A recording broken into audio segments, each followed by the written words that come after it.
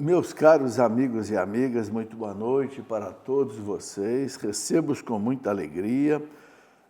E com a graça de Deus, vamos para mais uma aula da Escola da Fé, ok?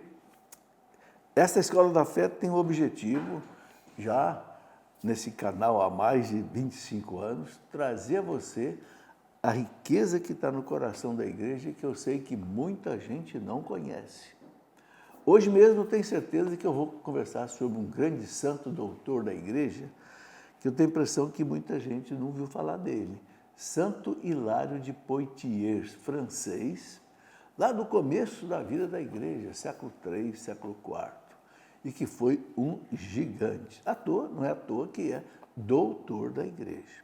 Bom, nesse livro que eu escrevi, na Escola dos Santos Doutores, ele aparece aqui, e também nesse outro livro da editora Paulus, né, Os Doutores da Igreja. Esse fui eu quem escrevi e esse é da editora Paulus. Aí você encontra o material sobre esse grande homem da igreja, Santo Hilário de Poitiers. Eu quero até deixar aqui aberto, porque depois, se a gente tiver tempo, eu quero inclusive colocar alguns ensinamentos dele. Aliás, hoje vai ser a última aula sobre nesta série que eu venho fazendo sobre os doutores da igreja, ok? Nas aulas seguintes, eu vou colocar alguns ensinamentos de alguns desses santos doutores. Não serão todos, mas serão alguns, ok? Então, nesse livro aqui, sobre os santos doutores, na escola, eu chamei de escola por quê? Porque aqui eu coloco os ensinamentos deles, tá? Muito bem. Aqui, na página 159, a gente encontra aí o Santo Hilário de Poitiers e vocês vão poder verificar a grandeza desse homem, ok? Para vocês terem ideia, olha só, um livro dele, né? Tratado sobre a Santíssima Trindade. Só para falar da Santíssima Trindade, é o volume 22 dessa coleção patrística da editora Paulus. Então, a gente tem bastante material sobre isso. Mas vamos começar rezando, pedindo a Deus a sua graça e a sua bênção. Em nome do Pai, do Filho e do Espírito Santo. Amém. Vinde, Espírito Santo, enchei os corações dos vossos fiéis, acendei em nós o fogo do vosso amor. Enviai, Senhor, o teu Santo Espírito, e tudo será criado, renovareis a face da terra. Oremos, ó Deus, que instruíste os corações dos vossos fiéis com a luz do Espírito Santo. Fazei, Senhor, que apreciemos retamente todas as coisas, segundo o mesmo Espírito, e gozemos sempre da sua consolação, por Cristo nosso Senhor. Amém.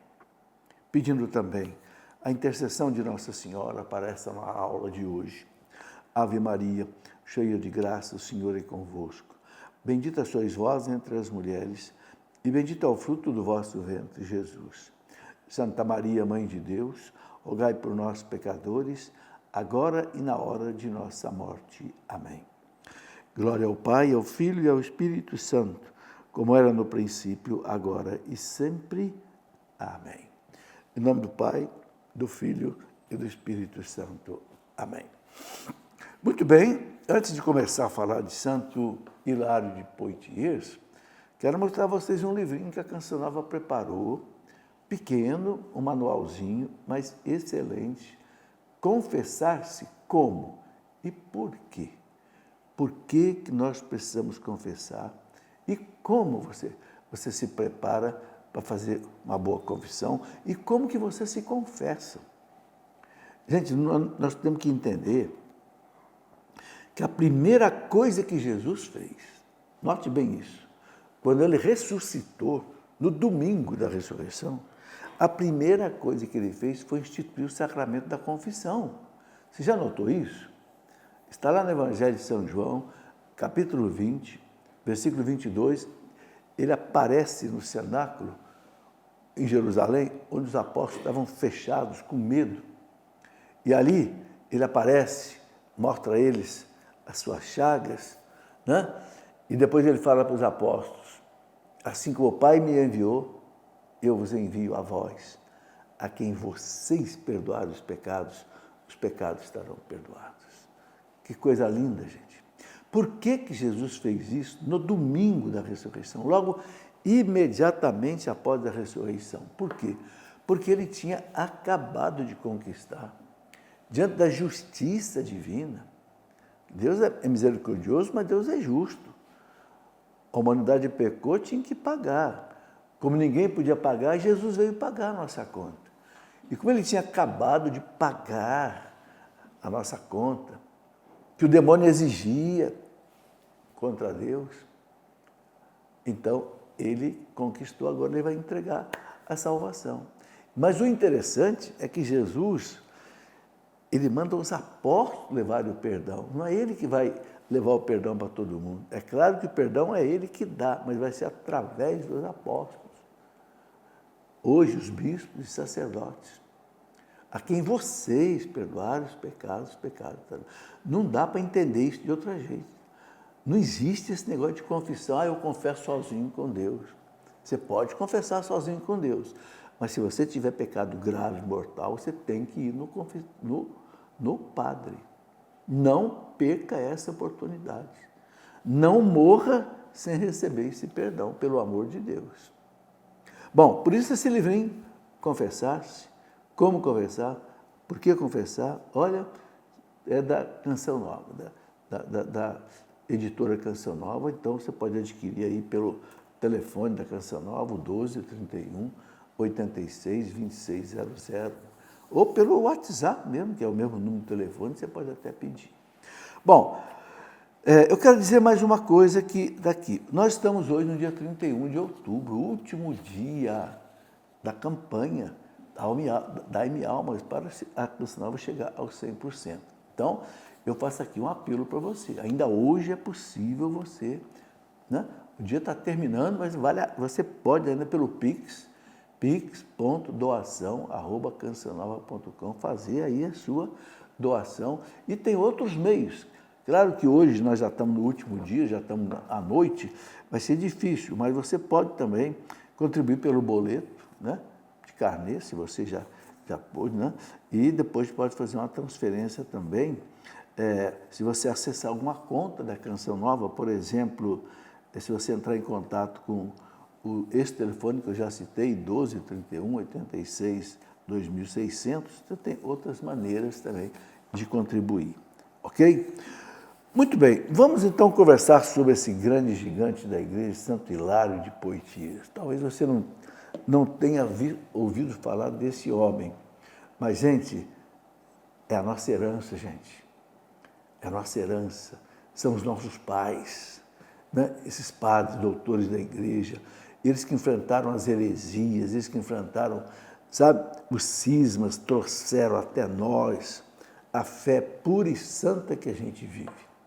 Então, quem é Santo Hilário de Poitiers? Ele foi um grande padre da igreja no Ocidente, né? Na França. O seu biógrafo foi um santo chamado São Venâncio Fortunato, que viveu de 530 a 605. Pertinho dele ali foi o seu biógrafo, escreveu a vida dele, né? Ele foi bispo de Poitiers e diz que Santo Hilário foi oriundo de uma família nobre e pagã, que o educou na ciência antiga da Grécia e de Roma. Interessante, nasceu numa família pagã, foi educado na Grécia antiga e Roma, que eram os centros culturais, filosóficos do mundo, né?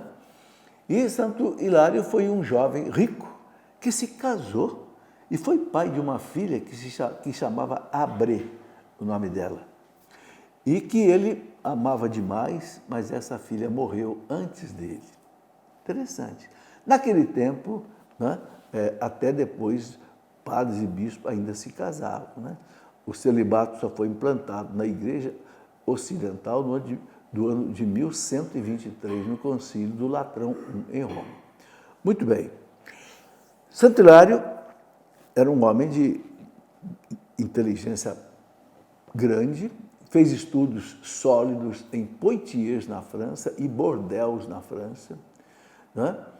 E, embora ele tenha nascido no paganismo, desde cedo ele procurou as luzes da verdade nas várias filosofias. Olha que interessante. Era pagão, como Santo Agostinho, mas na filosofia ele procurava a verdade. E quem procura a verdade com pureza encontra Deus. É o que aconteceu com Santo Agostinho, muitos outros, e que aconteceu também com Santo Hilário de Poitiers. Né? Em particular, no neoplatonismo, que mais tarde muito influenciou o seu pensamento, ali ele foi encontrando a verdade de Deus. Né? E ele mesmo conta como é que ele chegou à fé num ambiente de trevas e obscuridade moral, inclusive. Né? Ele conta isso. Ele dizia assim, angustiava-o profundamente o problema da sua existência. A reflexão dele é essa, o que é a vida, o que é a minha vida, o que significa eu estar aqui, o que eu estou fazendo aqui. Aliás, essa é uma reflexão importantíssima para todos nós. Quem sou eu? O que eu estou fazendo aqui? Qual é o sentido da vida? Né? Qual é o fim da vida humana? Ele perguntava. E ele dizia, a fé não pode ser só um caminho para o túmulo. Não é possível que a vida seja só até o túmulo. E cheguei à convicção, ele diz, de que se a vida presente não nos foi dada, senão para avançarmos para a eternidade, não se deve considerar como benefício. Olha que reflexão importantíssima. Se a vida eterna acaba aqui e não existe eternidade, então não tem nenhum benefício. Chegou a essa conclusão. Então começou a brilhar para ele a questão da eternidade. Vejam, gente, dentro ainda de uma cultura pagã, dentro da filosofia grega e romana, ok? Então, ele dizia, a citação dele que eu tirei desse livro aqui, ó, desse livro sobre os santos doutores. Ele dizia, com este pensamento, inflamava-me a minha alma na ânsia de compreender a Deus. Aí ele começa já a pensar em Deus, de conhecê-lo pelo menos, de apoiar nele a minha esperança, de abrigar-me nele como um porto seguro e protetor. Né? Olha que coisa interessante. Estudava filosofia e ainda aos 30 anos ele era pagão. Mas ele já estava aí em busca da verdade e ele traçou um itinerário espiritual em 3 etapas. Primeiro, vida racional e virtuosa. Vou viver uma vida racional e virtuosa, porque a filosofia grega e romana também tinha aspectos de virtuosidade. Segundo, aproximação de Deus e esperança num além. Então ele colocou esses 3, um itinerário com 3 temas espirituais. Primeiro, uma vida racional e virtuosa. Segundo, aproximação de Deus. E terceiro, esperança no além. Né?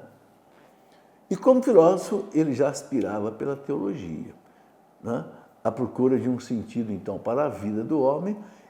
Isso levou ao quê? Levou à Bíblia, que ele leu assim num fôlego, onde ele achou a resposta e se converteu ao cristianismo. Veja, parece o que aconteceu com Santo Agostinho. Né?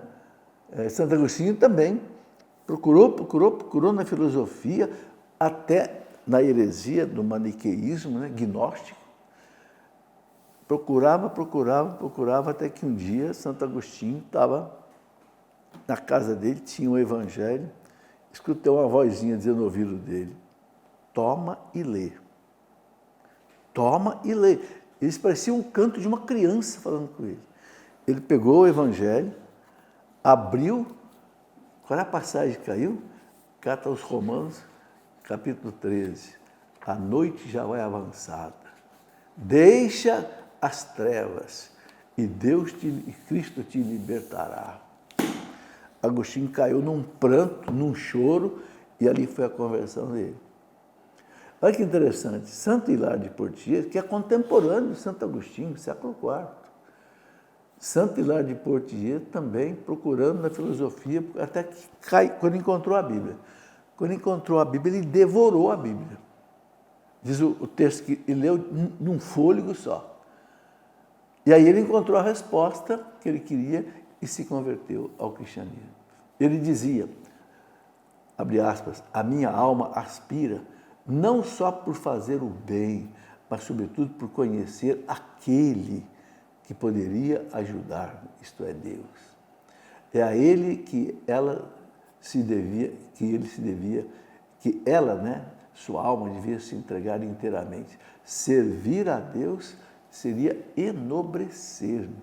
Aí ele começou a entender que o que dava sentido à vida dele, que ele tanto procurava, o que podia realmente enobrecer ele, tornar ele nobre, que ele dizia?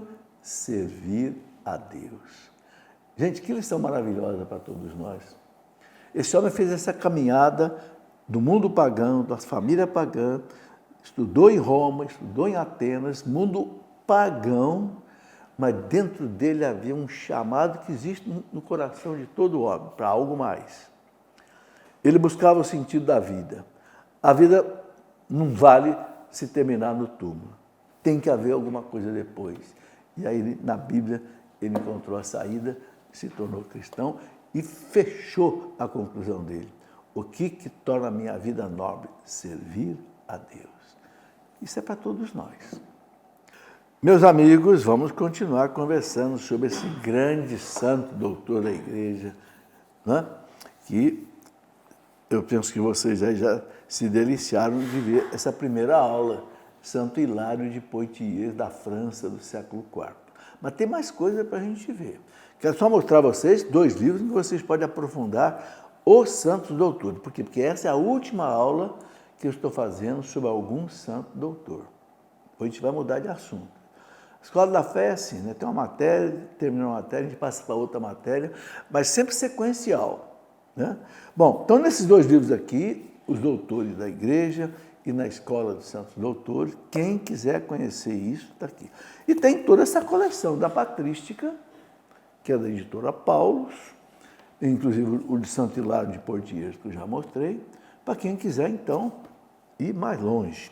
Aqui eu só dou um start, só dou, como diz na física, um V0, um lançamento inicial, depois você pode continuar. Mas falando de Santo Hilário de Poitiers, ele dizia assim, enquanto eu meditava desta maneira, da maneira que eu falei no final do primeiro bloco, né? Ele acabou concluindo, lendo a Bíblia, que o sentido da vida era servir a Deus. Então ele diz, deparei-me com o lugar da Bíblia onde se pode ler a declaração da identidade do Criador. A identidade do Criador quando Deus se revelou para Moisés, que está lá no Êxodo, capítulo 3, versículo 14. Eu sou aquele que sou. Isso aí deixou Hilário de Poitiers doido.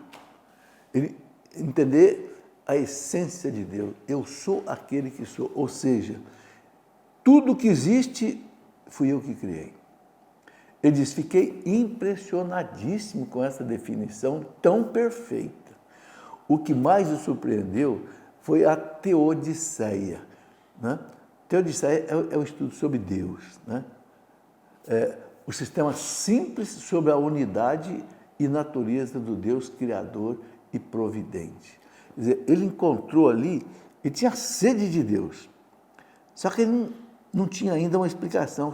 Quando ele escutou assim, eu sou aquele que sou, ou seja, eu sou, quer dizer, eu sou aquele que existe, independente de qualquer causa, independente de qualquer agente. Eu existo por mim mesmo, sempre existiu. Sou eterno, não tem princípio e não tem fim. Nós não somos eternos, nós somos imortais. Nós começamos a existir um dia, o eterno é aquele que sempre existiu. Tá? Então, caiu a ficha para ele, por isso que ele vai escrever depois uma obra sobre a Santíssima Trindade.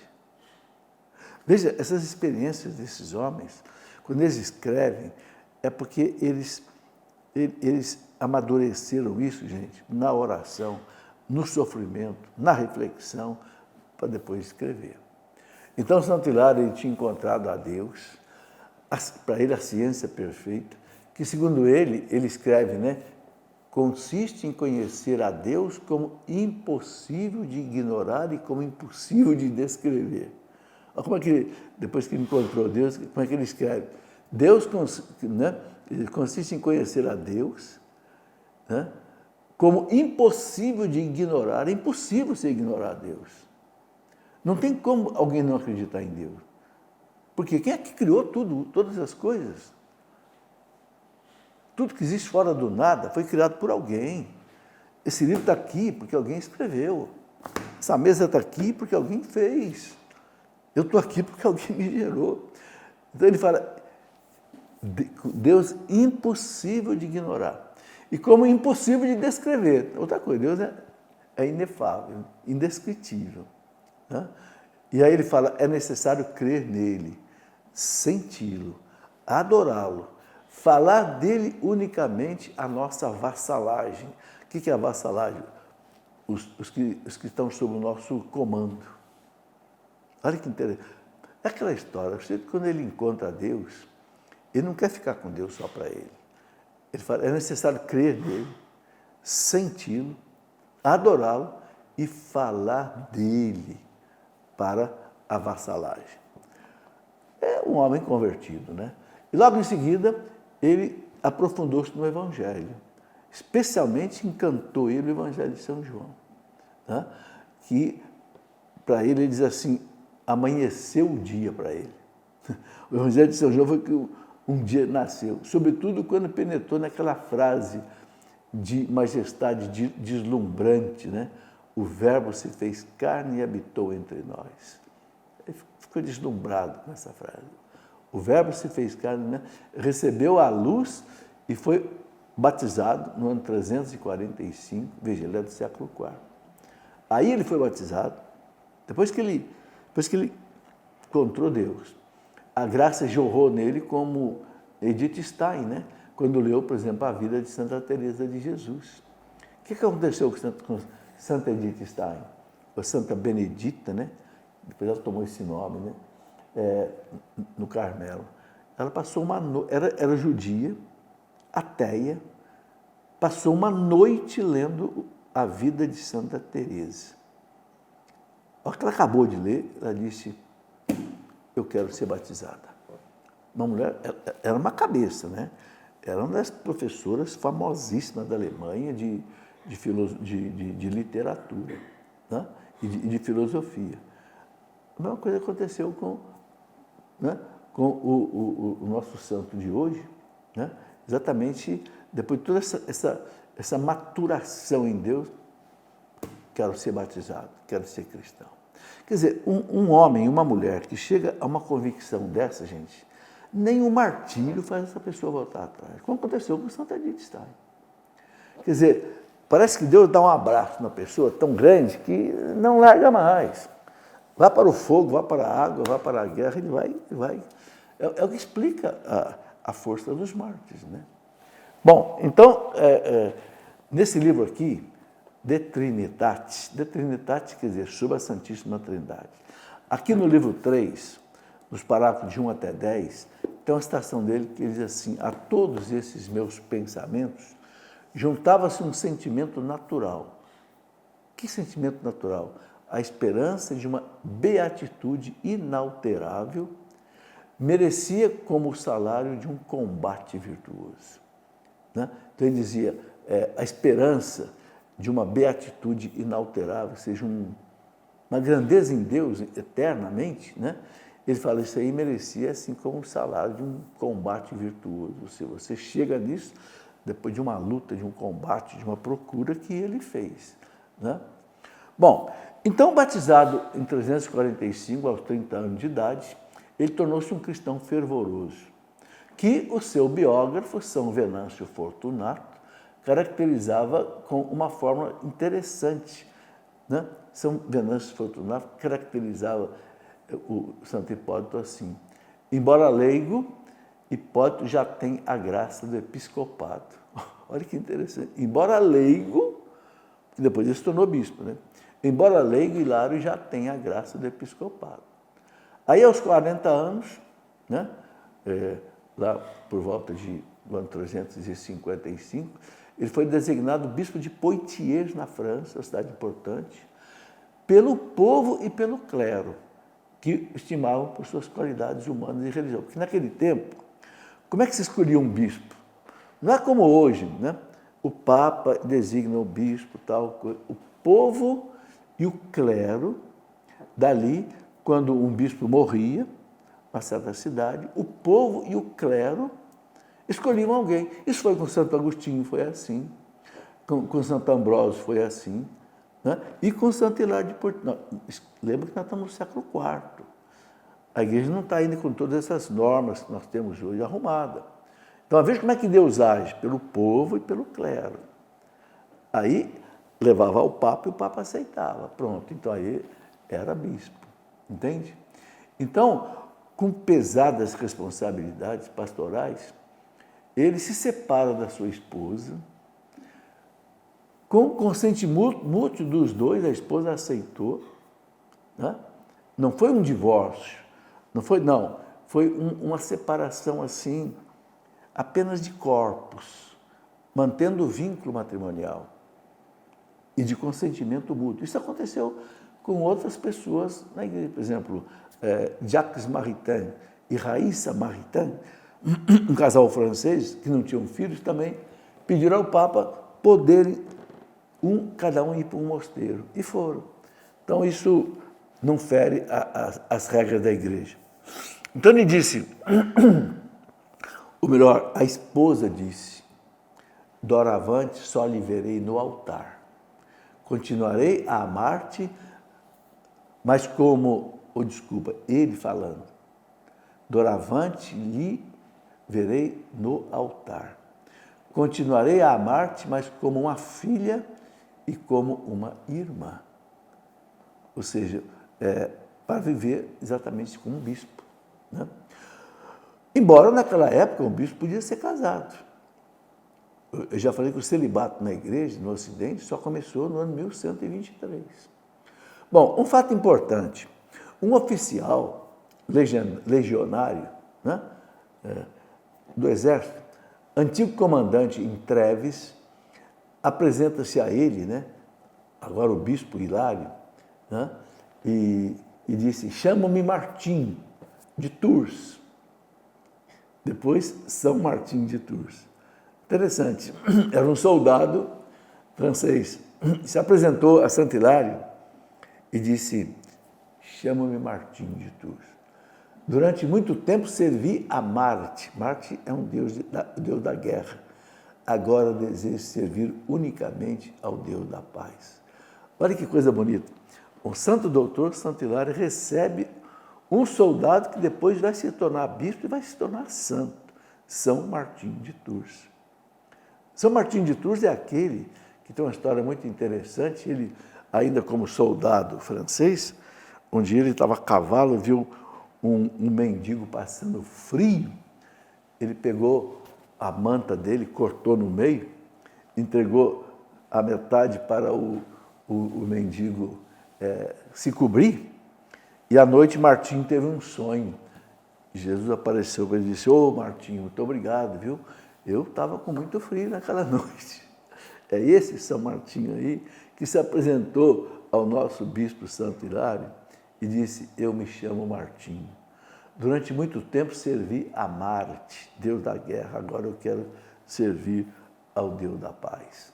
Olha que coisas bonitas na vida desses homens. Então, Santo Hilário o encorajou, o instruiu e conferiu a ele a mais humilde das ordens menores que existia. Sabe qual que era a ordem? Exorcista. Era a ordem inferior. Você vai ser exorcista. Você vai começar seu trabalho aqui, ó, enfrentando o bicho. Assim, São Martinho foi para a Hungria, que se chamava na época Panônia, para anunciar a boa nova a todos os seus. Né? Depois ele retornou para a França, que se chamava Gália na época, e tornou um grande apóstolo ali, junto com Santo Hilário de Poitiers. Bom, há 30 anos, no ano 325, pouco antes na vida de Santo Hilário, tinha acontecido o concílio de Nicéia, que era aquele concílio que condenou o arianismo, que negava que Jesus Cristo era Deus. Eram hereges obstinados que foram combatidos por Santo Hilário. Então, Santo Hilário teve que enfrentar uma das piores heresias que a igreja enfrentou no começo. Tá? Então, nos sínodos que houve em Arles, em 353, depois sínodo que houve em Milão, 355, né? Esses sínodos pronunciaram a deposição de Santo Atanásio, que era bispo de Alexandria, né? Que foi um grande lutador, bravo contra o arianismo e que foi rejeitado por seus pares. Santo Hilário, né? Não participou de nenhum desses dois sínodos, mas dedicou-se a organizar a resistência dos bispos católicos na França contra um bispo herege chamado Saturnino de Arles, que era ariano. Veja que coisa interessante. Veja como é que a igreja prepara os homens para o bom combate. Né? Na França tinha um bispo Saturnino de Arles, que era herege arianismo, que negava a divindade de Jesus. E quem é que vai preparar a luta contra esse bispo? São Hilário de Poitiers. Né? E aí ele tem uma frase muito bonita que ele dizia, né? Foi sempre privilégio da igreja vencer quando é ferida, progredir quando é abandonada, crescer em ciência quando é atacada. Essa frase dele ficou famosa. Foi sempre privilégio da igreja vencer quando é ferida. Veja, ferida, machucada, ela vence. A história mostra isso, né? 2000 anos de história da igreja mostra que a igreja é ferida no Império Romano, pelas heresias, pelo nazismo, pelo comunismo, pela Revolução Francesa, né? Foi sempre privilégio. Vencer quando é preferida. Progredir quando é abandonada. Ela progride, ela vai em frente, mesmo que seja abandonada por todos. E crescer em ciência quando ela é atacada. Ou seja, quando as heresias surgem, é os momentos em que os grandes homens da igreja enfrentam a heresia e a igreja cresce em ciência. Né? Por que nós temos o nosso credo niceno-constantinopolitano, fruto de lutas contra as heresias, o arianismo e contra também, né, o macedonismo que negava a divindade do Espírito Santo. Bom, uma coisa interessante é que o imperador do Oriente, Constâncio, que era filho de Constantino, né, era protetor dos arianos, já tinha exilado um grande bispo, Paulino de Treves, e Santo Hilário protestou firmemente contra o imperador. Está aí. Muito bem, meus amigos e amigas, vamos concluir o nosso estudo de hoje. Claro, um estudo breve sobre a vida desse grande santo doutor da igreja, Santo Hilário de Poitiers, na França, que nasceu lá pelo ano 300 e pouco, né, no século IV, e que teve um papel muito importante na igreja, que eu quero exatamente mostrar agora, nesse último bloco. Eu já mostrei que ele viveu no tempo em que houve o concílio de Nicéia e também o concílio de Constantinopla, em que os concílios aconteceram para condenar duas heresias. O arianismo, que negava a divindade de Jesus, e o macedonismo, que negava a divindade do Espírito Santo. Macedônio era um patriarca de Constantinopla. Os hereges sempre foram homens importantes na igreja, padres e bispos. Né? Bom, nesta época, estava reinando no Império Romano do Oriente, em Constantinopla, o filho do imperador Constantino, chamado Constâncio. Né? E Constâncio se tornou ariano, ou seja, herege. Agora você imagina o imperador herege. E o imperador, ele se metia muito nas coisas da igreja, muito. Então, isso foi um problema terrível para a igreja. Né? Então, esse Constâncio, que foi imperador de 337 até 361, filho de Constantino, ele era protetor dos arianos e tinha exilado São Paulino de Treves e Santo Hilário protestou firmemente contra o imperador. Vejam bem a posição que esse homem já tem. Ele vai ao imperador protestar contra o exílio de Paulino de Treves, porque Paulino de Treves combatia o arianismo, que Constâncio era ariano. Bom, aí no concílio de Béziers, na França, os bispos se enfrentaram pesadamente, porque havia bispos católicos e arianos, a briga foi muito feia, e o imperador então interveio com uma punição grave, exílio de Hilário na Frígia, hoje na Turquia, a 2.500 quilômetros de Poitiers. Olha aí, porque Hilário combateu o arianismo, nesse sínodo que houve, o imperador o exilou a 2.500 quilômetros de distância, quer dizer, para sumir do mapa mesmo, lá na região da Turquia. Ele era da França, a França é aqui no Ocidente, foi lá para a Turquia, no Oriente. E ali ele ficou deportado 4 anos, do ano 356 até o ano 360, não foi a vitória dos hereges. Para ele foi um período fecundo, né? De longe ele conduzia os seus padres por pessoas de boas vontades que foram que fugiam da polícia imperial. Ele conseguia mandar cartas, mandar documentos lá da Turquia lá para a França através de pessoas que colaboravam com ele. Ali no exílio, ele dominou o grego, olha que coisa importante.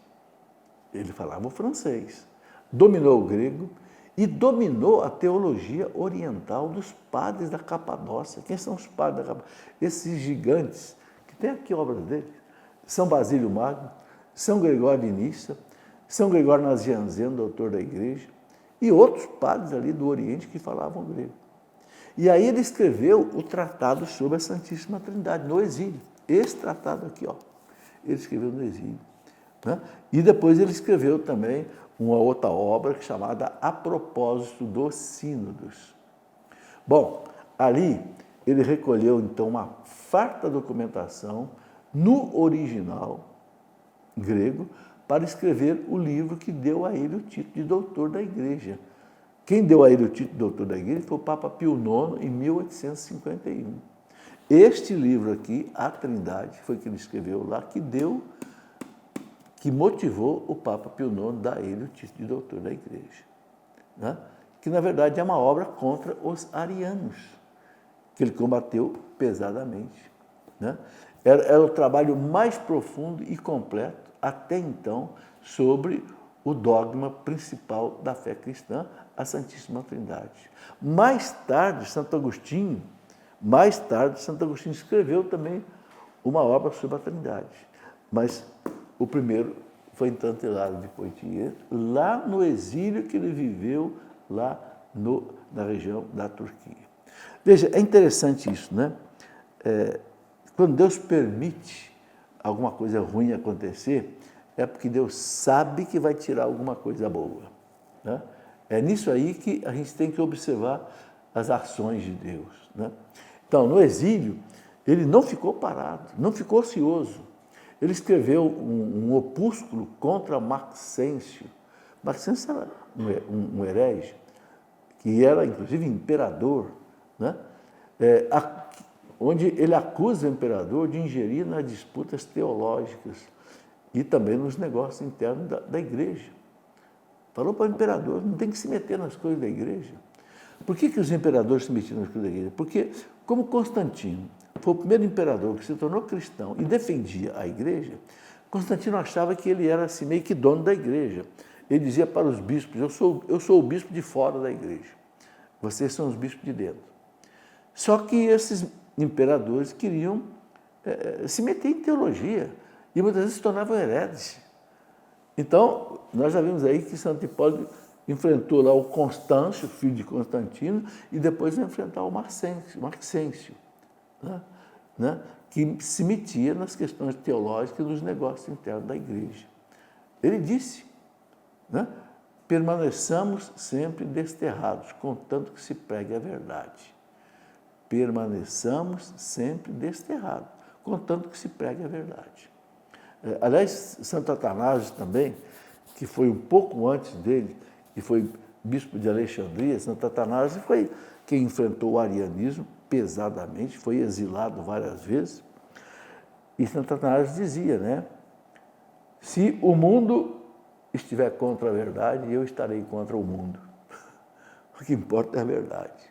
Pode o mundo inteiro estar contra a verdade, eu vou ficar contra o mundo. Eu vou ficar com a verdade. Bom, continuando aqui a nossa caminhada com o Santo Hilário. Depois de 359, o ano 359, Hilário ele pôde ir a Constantinopla, que era lá o Império Romano do Oriente, né? Ele estava na Turquia, que é ali perto, Turquia, né? E pediu a chance de se confrontar com o bispo herege, o tal Saturnino de Arles, que o tinha denunciado e que provocou o seu exílio. Eu falei a vocês que ele enfrentou esse bispo, Saturnino de Arles, lá na França, e esse bispo que denunciou e que fez com que o imperador o exilasse na Turquia. Bom, aí ele foi a Constantinopla, e ele estava exilado, mas ele pediu autorização, eu quero conversar com o Saturnino de Arles. Eu quero tirar da cabeça dele o arianismo. Olha o que o imperador disse para ele. Volta para a Gália, assim deixará de perturbar o Oriente. Ele só foi para o Oriente, e lá ele trabalhou tanto que o imperador disse, ó, melhor mandar esse homem de volta para a França. Porque aquele, né, volta para a Gália é a França, assim deixará de perturbar o Oriente. Aí no ano 360 ele voltou para a França. Né? Ele tinha escrito ao imperador, 2 pontos, escreveu o seguinte, passou o tempo de estar calado, os mercenários fugiram e o pastor tem de levantar a voz. Toda a gente sabe que desde que eu estou proscrito, ou seja, exilado, nunca deixei de confessar a fé, mas sem recusar nenhum meio aceitável e honroso de estabelecer a paz. Ou seja, né, eu falo, os mercenários fugiram, mas o pastor tem que levantar a voz e eu vou continuar lutando, vou continuar confessando a fé e eu não vou aceitar qualquer coisa simplesmente para estabelecer a paz, uma paz fingida, né? Uma paz que encobre os erros. O homem era corajoso, né? E ele dizia assim, agora combatemos contra um perseguidor disfarçado, contra um inimigo que afaga, contra o anticristo Constâncio. Olha, ele chama o imperador Constâncio de anticristo, que afaga, que agradar, desde que você se torne herege. Honra-nos em seu palácio para nos escravizar. Não nos corta a nossa cabeça com a espada, mas mata a nossa alma com o ouro. Corrupção. Isso sempre aconteceu na história da igreja, gente. A corte, os reis, queriam comprar o clero ficar do lado dele, bonzinho, e ganhar o povo. Olha a expressão que Hilário de Poitiers usa. Agora combatemos um perseguidor disfarçado, contra um inimigo que afaga, agrada, contra o anticristo Constâncio. Ele tem de chamar o imperador de anticristo.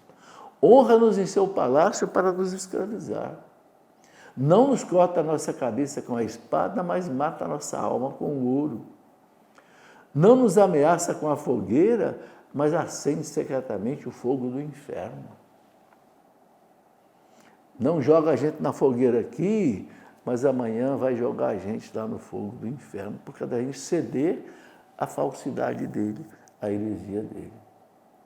Veja, gente, a grandeza desse homem, né? Toda a história que a gente já viu aqui. Né?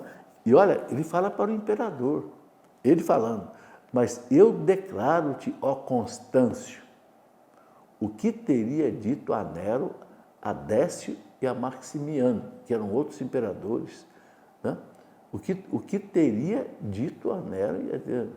Combates contra Deus, levanta-te contra a tua igreja, persegues os santos, és tirano, não das coisas humanas mais divinas. Olha, você é um tirano, não das coisas humanas, mas das coisas divinas. Né?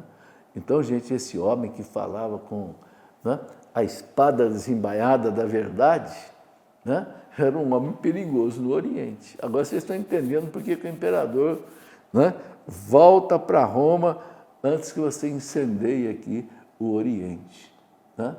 Então, eu já falei aqui que ele educou, evangelizou São Martinho de Tours, né?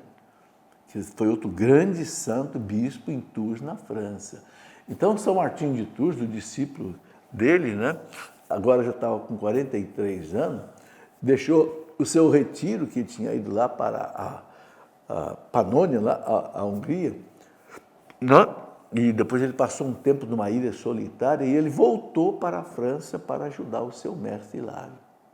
Os dois santos se abraçaram com grande alegria. Né? São Jerônimo, né? Aquele que traduziu a Bíblia do grego e do hebraico para o latim, São Jerônimo disse que a Gália inteira recebe nos seus braços esse Hilário perseguido que regressa dos combates. São Jerônimo escreveu numa das obras dele. A Gália, a França inteira, recebe nos seus braços esse Hilário perseguido que regressa dos combates. Ele ficou, como eu disse, ficou lá 4, 5 anos, né, exilado lá na Turquia. Bom, Hilário disse o seguinte: os muitos males gerados pelo arianismo, essa heresia que negava a divindade de Jesus Cristo, faz-me ainda sofrer as dores do exílio. Porque ele voltou para a França, mas o arianismo ainda continuava. Então ele fala, faz-me ainda sofrer as dores do exílio. Né? E aí ele se atira de corpo e alma à restauração da fé contra o arianismo, ali na Gália que ele voltou, na França. Ele logo decretou sessões, agora ele assumiu de novo o episcopado, ele decretou sanções contra os hereges arianos, mais importante, inclusive aquele que o denunciou, que o levou para o exílio, Saturnino de Arles, e um outro chamado Palermo de Perigord, que foram depostos, né? Aí ele voltou com força, conseguiu depor esses dois bispos, que eram bispos arianos. E outros arianos menos importantes se retrataram, deixaram a heresia e foram tratados com bondade por Santo Hilário. E assim a Gália ficou livre da heresia ariana.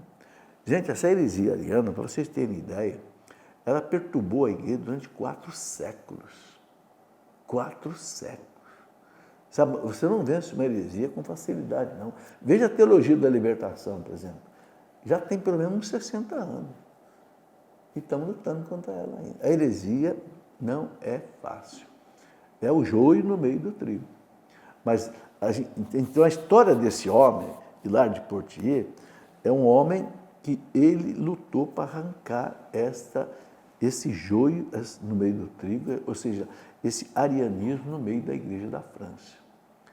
Então, diz aqui, né, o autor desse livro, sobre os doutores da igreja, o Jean Roussenot, é um francês, né, devia ter conhecido muito bem lá Hilário, que é francês também, né?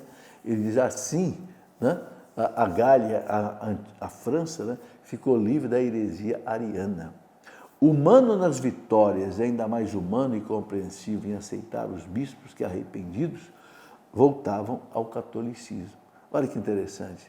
Ele foi humano, né, nas vitórias, né, e mais humano ainda e compreensivo aceitar os bispos que tinham deixado o arianismo e que voltavam. Né?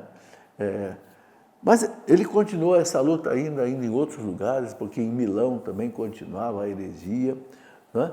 E ele teve que ainda continuar outras batalhas em outros lugares, né? Agora já fora da França, na região de Milão, na Itália, ele teve que lutar. Né? Bom, e aí ele continuou o seu trabalho, escreveu outras obras e ele foi chamado o Atanásio do Ocidente. Atanásio lá do Oriente lutou contra o arianismo e ele lutou aqui no Ocidente. Muito bem, gente. Então, para encerrar, ele escreveu essa grande obra que o fez doutor da Igreja pelo Papa Pio IX. Um grande abraço. Quero pedir aos sacerdotes, ao diácono que nos acompanham, a bênção para todos nós. Em nome do Pai, do Filho, do Espírito Santo. Amém.